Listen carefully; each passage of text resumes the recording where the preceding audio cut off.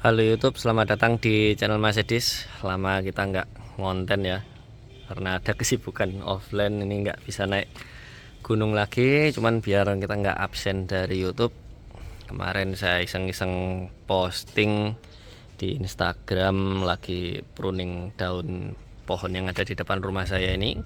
Ternyata responnya lumayan banyak yang DM. Mas, itu pohon apa, terus itu kok bisa bunganya lebat kayak gitu. Jadi ini adalah pohon yang dikasih oleh developer perumahan. Jadi semua rumah yang ada di sini itu memiliki pohon naungan yang sama, yaitu tabe buya. Ada yang kebagian putih, ada yang kebagian pink, masih random ya, kayak yang di sebelah sana itu dia pink. Kebetulan punya kami ini dapat yang putih, dan ada yang berbeda dengan tabebuya milik kami dibandingkan tetangga. Ini saya contohkan aja ya, ini nanamnya di waktu yang sama. Jadi yang di belakang ini juga tabebuya putih, menanamnya juga di hari yang sama oleh developer. Yang punya tetangga kami ini lebih hijau. Nah, lebih hijau yang lain. Punya kami ini dia lebih gersang, tapi lebih banyak bunganya. Dan ini kalau bisa dilihat bakal bunganya atau kuncup bunganya full satu pohon. Nah, pertanyaannya adalah gimana caranya kok bisa beda?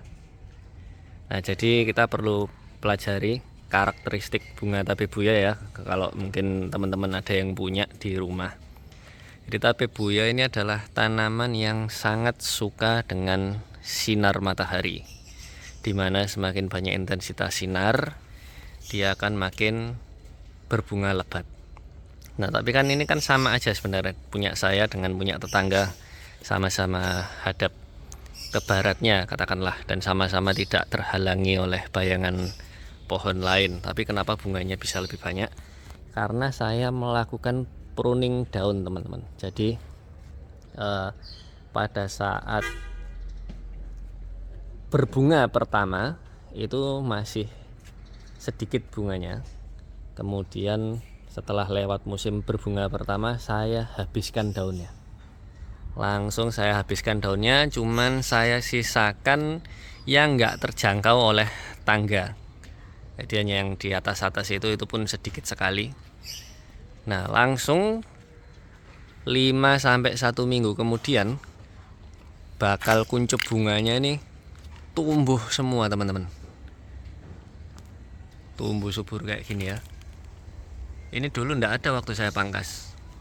Jadi ketika daunnya sudah hilang, otomatis cahaya itu akan lebih mudah kena ke pohonnya. Jadi dia kan dinaungi sama daunnya sendiri ceritanya. Nah, naungannya itu kita hilangkan, full matahari dari jam 7 pagi sampai jam 5 sore. Hasilnya begini.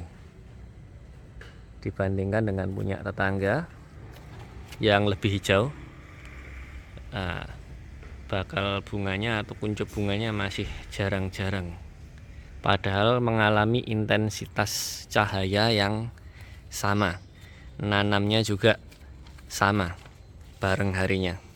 Kemudian yang kedua, karena ini mungkin karena yang lain tidak disiram ya. Kalau saya rutin nyiram seminggu sekali. Jadi bawahnya ini saya siram.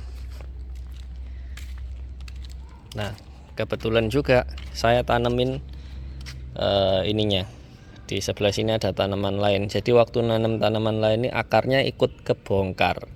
Jadi akarnya tabebuya ini dia akan menjalar kemana-mana. Untungnya jenis akarnya tabebuya ini tidak merusak paving ya.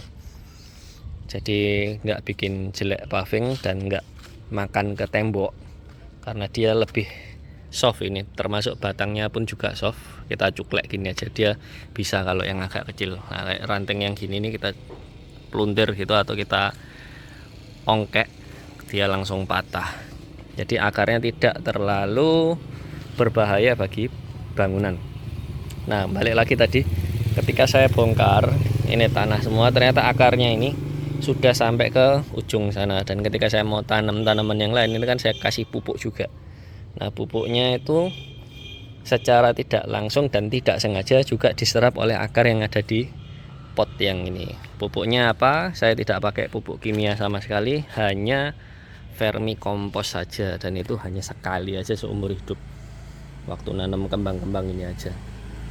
Penyiramannya berhubung dia ada di sebelahnya pohon kaktus, ini sebelahnya ini kan ada kaktus, jadi nggak boleh sering-sering disiram juga. Jadi otomatis hanya dapat jatah seminggu 1 kali. Mungkin juga ini pengaruh dari akar yang ada di bawah selokan sini.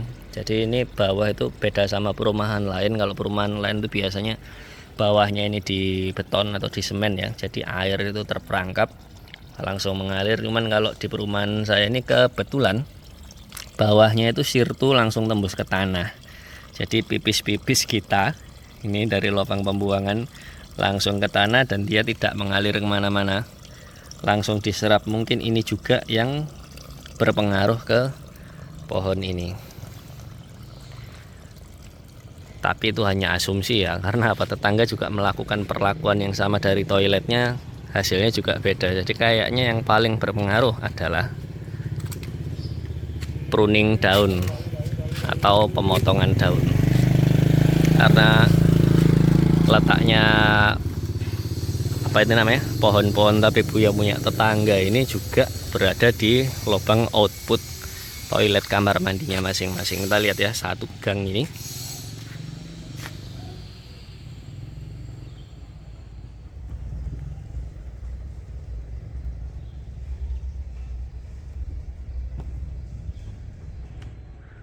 jarang yang ada bunganya. Ini juga sudah ada kuncup bunganya, tapi enggak semaksimal yang di pruning.